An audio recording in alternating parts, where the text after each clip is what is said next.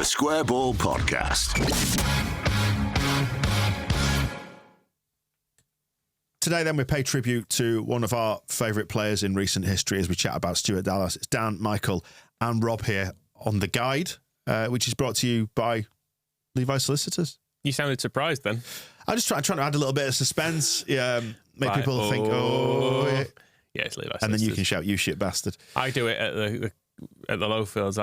People go, oh, and I go, wills, probate, conveyancing. Is that right? And then I give a little round of applause. Hey. And- Does and- everyone around you cheer? And then I did a backflip. yeah, levisolicitors.co.uk/the square ball. Get yourself a 10% discount on your legal fees. Take me to Dallas, baby. We go back to his signing in August 2015. He's been around a long time as old Stuart Dallas, hasn't he? Yeah. Stuart Dallas 1.0. He looks older there than he does now, to be fair. I didn't realise he looked like a tramp when we first signed him. Yeah, the beard care was not the same, was it, back in 2015? I think. It's quite hobo chic, is that, isn't it? Yeah, it's a bit very well. It's more than a bit scraggly looking. It's a disgrace, to be honest, Stuart. Get yourself sorted out there. In terms of loving Stuart Dallas, I love Stuart Dallas because of his story arc where football is concerned and the idea that he's come off a building site to play sort of low-level amateur football and then has just sort of climbed the ladder as he's gone. I think there's a lot of romance in that. It reminds me of when Vinnie Jones obviously signed for Leeds, and he was a hod carrier, was Vinnie, wasn't he? He used to move bricks around on building sites, and he made it as a footballer just about, then on to Hollywood. Maybe Dallas moved on to Hollywood after this. Well, I did see a quote from one of his amateur coaches saying it's a good job he's a footballer because he was a terrible joiner. So it's worked out for the best for Stewie. Yeah, so when did he start? So the 2015 season is that Juve Rosler time? Yes. It's all blurred in my Who mind. had been his manager at Brentford before then. I don't think I knew much about him when we signed him. It was just like, all right, Brentford are an all right sort of team. Rosler knows him. Fine. Did I think at the time, that seems like a reasonable signing? Yeah, I seem to remember it was a fairly sensible signing in as well. You know, over £1 million. At that time, we'd gone like a decade without spending any money, more or less. So it was a modest but sensible seeming sort of an investment. Brentford had reached the playoffs the previous year as well. And Dallas, the key point about him, which sort of generated a bit of excitement, was that he was a winger, which we'd sort of done without the previous year. We'd either played a midfield diamond, which Dave Hockaday absolutely definitely wanted to do and wasn't told by Massimo Cellino. And then our other winger options when Redfern came in were Sam Byram and Charlie Taylor, who were fullbacks. So the fact that we'd signed a winger, it was like, oh, cool. And Rosler was going to play heavy metal football, and this was the future. And he did try it for about 2 weeks before he was sacked. Straight into the team then as well. Yeah, just 4 days after he signed. Played against Burnley, 1-1 draw. But he was subbed off in the second half, and it was Antonucci who actually came up with that goal. And yeah, it was kind of quite clear from the start that Rosler's football maybe wasn't as heavy metal as we were expecting. What is heavy metal football? I remember the cover we did at the time. It was a really good illustration on it, and it said heavy metal Quite football. a dystopian-looking thing, wasn't it? But Yeah. Jurgen Klopp on it was basically the gist of it was high pressing, high intensity, Running the referee. Yeah, that sort of thing. Yeah. But yeah, Rosler. I seem to remember it's never been terrible under Rosler. It was a bit like Stuart Dallas's early days. Actually, it was like you couldn't point it and say this is awful, but equally there was not much that stood out about it either. It was just like, okay, well, we'll see. I think under a different chairman, Rosler probably gets 20 games to have a go at this rather than 7. I think he got in the end, or He had a couple of months, didn't he? Yeah, there were quite a few draws in there, weren't there, which you can spin either way, can't you? You can Jesse Marsh it and say the metrics are actually going the right direction here. These are going to all turn into wins soon enough. But yeah, it was never really happening for him. And like his great mate Liam Cooper, coming into Leeds at a time of great indifference. It was the 15th place years, wasn't it, of the chaos of Cellino. Everyone was quite tired. First season, scored his first goal in December, 3-2 win at Wolves, ended the season with 5 goals and 7 assists in his 45 games. Yeah, finished a high mark, 13th. That's not 15th, is it? Under Steve Evans.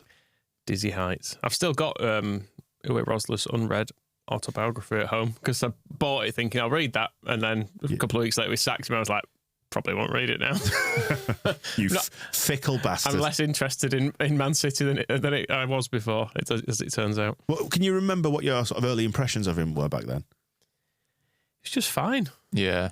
Was it? You wouldn't be excited if he was in the team. You wouldn't be disappointed if he was. He was just like, all right, yeah, Stuart Dallas is playing. Fine. He'll go up and down doing standard winger stuff. But he was never a winger who had a trick in him, particularly. Like, he would never be nutmegging fullbacks, and he didn't have a huge amount of pace either. He was kind of quick without being able to burn past a fullback. I think we still associated wingers with Robert Snodgrass and Max Gradle at that point, who were both kind of really tricky, skillful players, whereas Dallas was kind of a grafter. There were signs that he was a talented footballer. He scored a great goal at Birmingham, a winger where he sort of flicks it up and volleys it in. And he did win Player of the Year at the end of the year, but that almost felt a little bit like default, almost. Like, I think Charlie Taylor won Player of the Year, and the other nominees for that were like Antonucci, Lewis Cook, who was Young Player of the Year, so it felt like we could just give him everything because he was clearly our best player. So Dallas was like, yeah, he works hard. He's not the worst player kind of thing. But yeah, he wasn't really the type of player who would get fans off their seats, I think. He was very much in his 6 out of 10 era, was Dallas, which he would later go on to be like a consistent 8 out of 10 every week. But he was just fine. But then again, the team was just fine. There was nothing going on around him to suggest that any of this was ever going to turn into a promotion push. And that moderate amount of goals, like I say, 5 in the first season, it kind of dropped off as he went into something. He drifted into a bit of a wilderness, didn't he, really, after that? Yeah, there's a bit of a trend where he became less and less involved. So in the following year,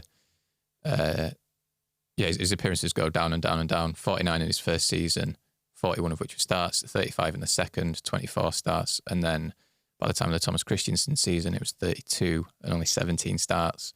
And yeah, he'd started to become a bit of a utility man then. He was starting to play fullback under Thomas Christiansen, which I think was mainly because all our other fullbacks were terrible. It was Cameron Borthwick-Jackson. What's the competition there, though, Rob? Tell us. Yeah, Cameron Borthwick-Jackson and Vernon Anita. Who I'm sure was a midfielder in my mind. Well, yeah, it's the typical Leeds United thing where we're not actually allowed a left back. They were like, he was signed as midfielder. It's like, but he can also play left back. But then it turns out he's not very good at either. Yeah, and the appearances actually did continue to drop off, even into Bielsa's first season. So he's gone from 49 to 35 to 32, down to 30 with only 13 starts. Yeah, and it's interesting now because that Bielsa season, nobody really knew where Dallas fitted in, because I think we'd all accepted by that point he wasn't a winger, but he'd not really turned into the fullback or the central midfielder by that point. And yeah, I found a piece from a press conference at the start of that season where Dallas did make a start, and Bielsa was being asked why he started ahead of Tom Pearce. You think, wow, how times have changed quite quickly.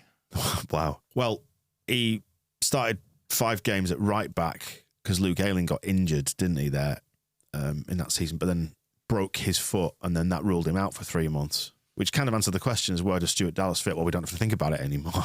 I also remember his early appearances at fullback not being very good, and just thinking, like, he's doing all right there as a winger, but you don't want to see him there all the time. Like, he was filling in, but I think there was a game away at Blackburn where he got taken apart a little bit, and it was almost like, well, this isn't a long-term option, clearly. But then it developed, and you were like, oh, turns out he is our best fullback and also our best central midfielder. It's just, these were all things you didn't see coming in these early performances, I suppose. Well, it's mad because the end of that Bielsa's first season, the only reason he was in the team was because Alioski and Douglas were both injured at left back, and we went into that playoffs with basically everyone injured.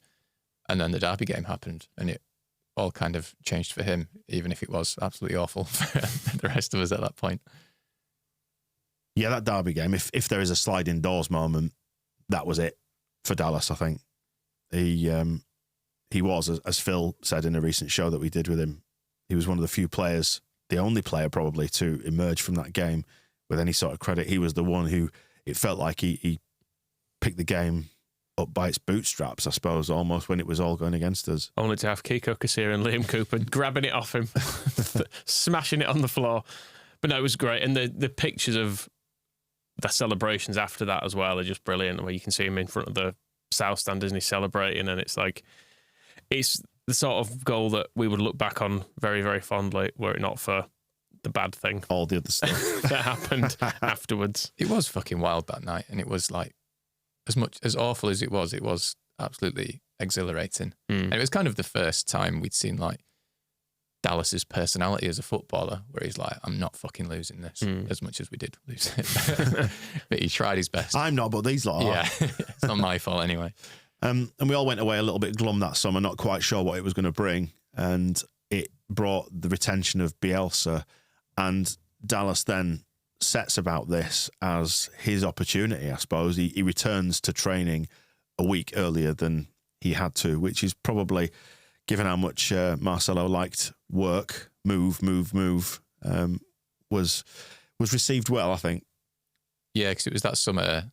So Dallas had been on international duty with Northern Ireland, and the club had said, well, you can have an extra week off. And I think Pontus Jansson was pushing for even more time off, whereas Dallas was like, no, I'm coming back a week early. I want to sort of continue from that derby game, I guess. And he got the opportunity in the team because Luke Elland, I think, he had surgery or something, but he was injured at the start of the season. So Dallas was playing right back. And again, he was just immediately undroppable. Wherever he had to play, he was going to be in the team. And suddenly you see that transition from bit part player who we don't quite know how to accommodate to 45 championship appearances, all starts, 5 goals, 3 assists. Virtually none of them on the wing. Did he play on the wing at all that season? I was trying to think back to it, but I mainly remember him as fullback and occasional midfielder at this point. Yeah, he'd occasionally play wing back if we had 3 at the back, but he was, the winger days were gone by then.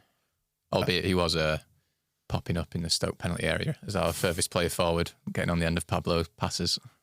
And you beat me to it because I was going to say, of the 5 goals, that's the one for me. That to me, I think that goal is probably my favourite, or one of, in the Bielsa era. It's the one that's certainly stuck in my mind most, I think. That and the one at Hull that Tyler Roberts finished off. But this one is the one that just kind of, you watched it and you went, because when Pablo plays that ball, and if you actually watch it back, the way that it's been cut together is there is a bit of a close-up shot. I think it's on Forshaw who picks the ball up and lays it off to Pablo, and it's over by the touchline, by the dugout. So you can't see the field opening up in front of you. And then it cuts back to the normal standard football camera shot, and you've seen Pablo slide this ball through, and you're like, oh, that's magic. There's almost a bit where you think, who's that to? Oh, it's Stuart Dallas. Yeah. There he is. He's run from, that's what our fullbacks did at the time, wasn't it? It's whether it was Luke Ayling at Swansea or Alioski in the last minute when you were clinging onto a lead. There'd always be someone popping up in the box when you'd be like, bloody hell, where did that come from? And I know this is sort of eulogising Pablo to a certain extent, but there is just not a better weighted ball that I've seen in many a year than this. It's just absolutely perfect. And yeah, it's Dallas who's done the hard work. Pablo has done the craft. And what a goal. I just love it. I could watch it over and over again. And to be honest, I have done. Yeah, I was watching quite a few of the Dallas goals, obviously, ahead of doing this.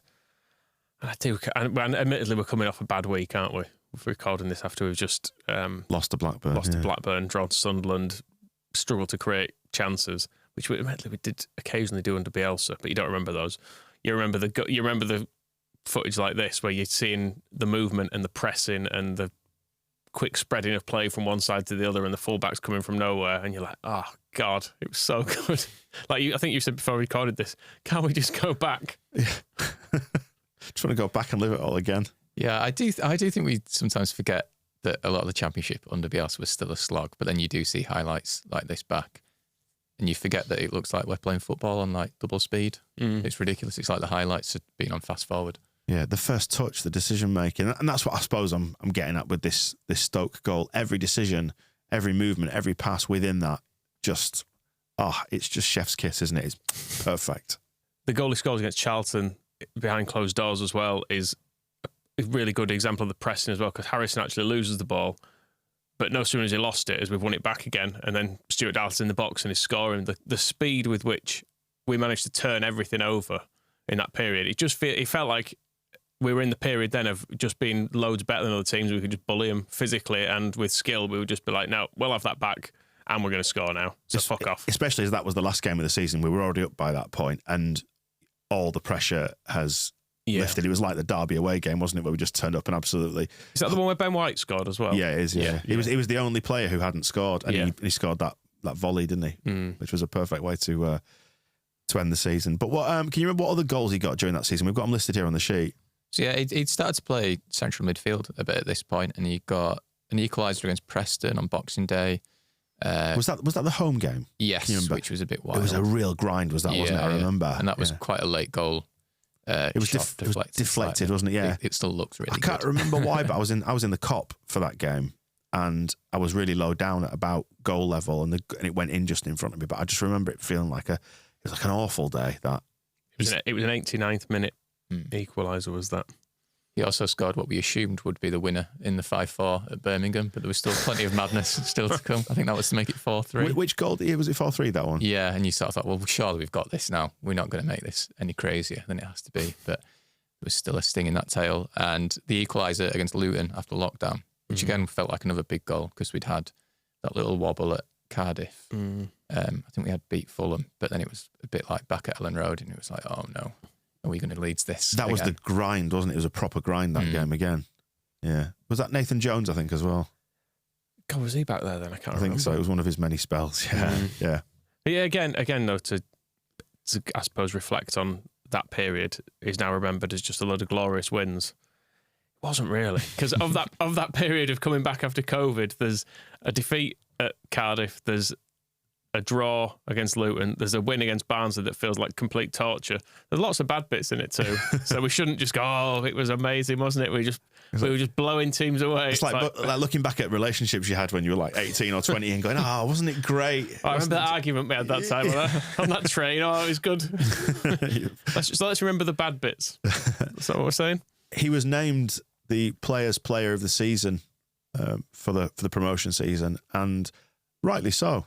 I think particularly to be voted by your peers as well. I was going to say, I think it means probably lots of players to receive this as well, because I suppose there's a tendency for the flashier players to be awarded Player of the Year awards because you just go, oh well, Pablo did loads of cool stuff, or Somerville keeps scoring goals, so they tend to win it. But yeah, to be in a team of grafters, the biggest grafter is some accolade. Yeah. I didn't expect it, to be honest. You say it's the one everyone wants to win, but for me, it's not about that. Without them, it's teammates. It's not possible. It's a team game. What we've achieved is unbelievable. This is for everybody, not just me.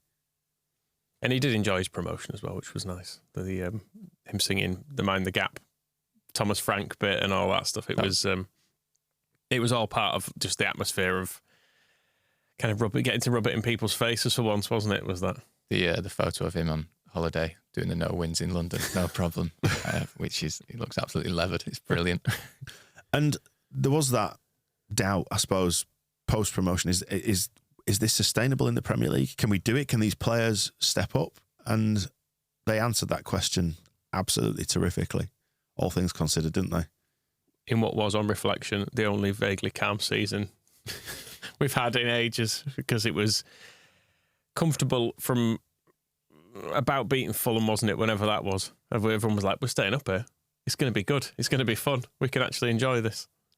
It was weird though, because I remember when Dallas started playing central midfield in that promotion season, it still felt a bit like, "Oh, this is weird. Like how Stuart Dallas ended up as a central midfielder." But then we went up, and he was just like the best midfielder in the league. It felt like he ends at 8 goals, 2 assists, and obviously the high point is that Man City game. Yeah, the games that you are referring to there, the pair of you, the Fulham game came off the back of a little bit of a wobble around February. We lost quite a number of games. There was like 4 out of 5. We lost Arsenal, Wolves, then we beat Southampton at home 3-0, lost at home to Villa 1-0, lost away to West Ham, and then went to Chelsea. Sorry, we played Chelsea at home rather and got a 0-0 draw. And then suddenly it sprang back into life, didn't it? And this was the thing that kind of got us over the line. It was beating Fulham away 2-1, Sheffield United at home 2-1. And then Man City away, the one that nobody ever saw because it was going into that run, if you remember, of Man City away, Liverpool at home, Man United at home, and we didn't lose any of them. I mean, the Man City game it's a mountain to climb at the best of times, isn't it, going to Man City? But to have gone there and be down to 10 men for like a full half of a game, it is an impossible task, you would say. Yeah. It's absurd. It's beyond all reason, isn't it? You could probably play that game. I mean, we undoubtedly rode our luck in it. I remember watching it. It's like they're going to score. But then I always feel like that watching Man City. I watched them last night against Real Madrid, and throughout the whole thing, you go, and they'll score eventually. And fair enough, they got one, but they went out still, didn't they? It reminded me a little bit of actually watching us sometimes. We've got so much of the ball here in such a dangerous area the whole time. We will eventually score. But that was just a game where we managed to hang on and hang on and hang on. And then you would think at the point we're reaching that game at 0-0, no one's getting forward.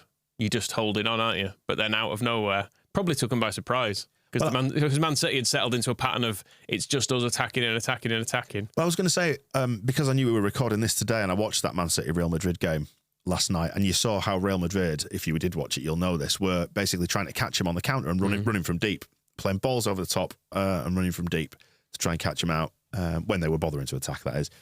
And it's a similar sort of thing, isn't it, really? It was just the deep run when they were pushing forward and we just caught them on the hop. Jude Bellingham's no Stuart Dallas, is he? He'd scored a good goal. Was it the first half? We scored from the edge of the box because this was his second. But yeah, on the charity walk last summer, I can't remember what day it was, but it was towards the end of that day, and I was knackered, and I decided to listen to Strings for Yasmin, and I was just thinking about this Dallas goal for motivation, and I basically nearly ended up in tears as we were coming into Halifax or whatever. Tired and emotional. Yeah, it was a long day. The match stats for this game: Man City had 71% possession. They had 29 shots, 7 of which were on target. We had 2 shots, both on target.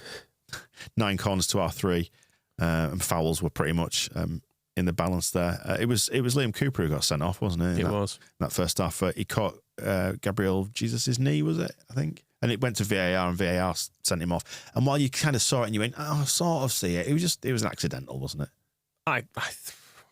You can see why it was a red. But equally... Big Cooper. Yeah, he's got one in him, hasn't he? But equally, it's fine. Because he did get the ball, didn't he? Did he? It was ball first. I've got a feeling he got the ball, but then it's dangerous, isn't it, on the follow through? So, whatever. But it adds to the legend of this game anyway. Weirdly, if that doesn't happen, the rest of the game doesn't pan out like this, does he? So, Stuart Dallas has got a lot to thank Liam Cooper for. And that moved us up to 9th in the table with 31 games played, 45 points on the board. I seem to remember we still didn't feel safe and secure, did we, even at that point? Even though Fulham were the highest placed team in the league at 18th in the relegation spots, 26 points they had. We were 19 points clear of them, and I'm fairly sure we still didn't feel secure. And you laugh at it now, but because you know how hard points are to come by in the Premier League, and goals are how hard they are to come by in the Premier League as well. So I think with a little bit more experience under our belts of what happened in the seasons after, knowing what that struggle is, it was amazing, wasn't it? And undoubtedly the high watermark in the Premier League. I mean, you say goals that had to come by in the Premier League. Bielsa did describe Stuart Dallas scoring twice as an anomaly, which I thought it was a bit harsh on him. But he did say it gives me great happiness for him because he's a player whose game is based on a lot of generosity. This year has allowed Dallas to show a part of himself that we didn't know he had, which I think nobody knew he was that bloody good. So his final season at Leeds. And this, I suppose, if you're going to try and romanticise what has been an awful ending to his career, I'm pleased almost that Dallas hasn't faded, if you know what I mean. Like, we've started to get annoyed with him for some reason. Like, I think people are just on the cusp of that with Liam Cooper a little bit because he's not been as effective in the Championship. And we saw it with Luke Ayling a little bit where his star faded a little bit. At least Dallas sort of went out at the same time as Bielsa almost, if you ignore that nasty last bit with Jesse Marsch. Yeah, I see him very much as with Bielsa's team. He goes with that because he doesn't have to be associated with the relegation, does he? Because he was not there for it. Not really.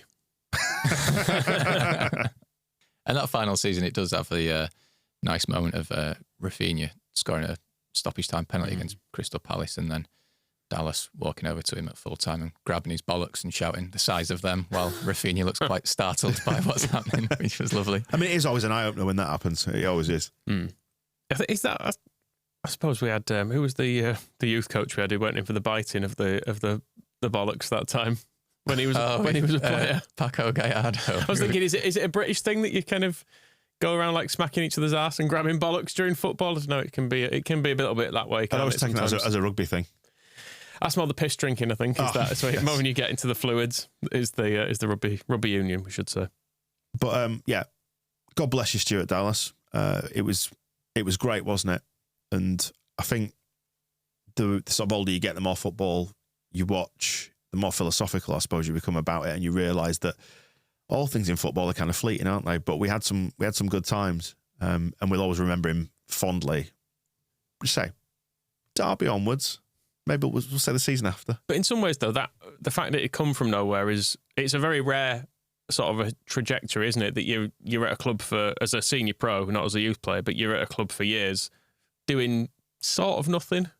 Kind of, I suppose Calvin Phillips maybe slightly drops into this bracket too, but he was a young player at the time. But had a couple of years in the first team, and people were like, take him or leave him, whatever, really. To all of a sudden cementing your place as like first name on the team sheet. Everything revolves around him. To have gone from, it's more of a surprise, I suppose, that he was able to do that. But there are elements of that in all the key Bielsa players, aren't there? Really, when you look at it, it's almost like it was him. There was magic for a few years. I always group Dallas with Cooper, Ayling, and Click. It's that kind of quartet of players who it hadn't really worked out. Well, maybe not Ayling, it hadn't worked out, but he had failed a lot, and Click's been sent out on loan, and Liam Cooper, and then they end up finishing 9th, and they're all absolutely integral and just fucking ace in that team. So Stuart Dallas, all we can say now, I suppose, is good luck in the post-football life, and enjoy your retirement. We'll see you soon.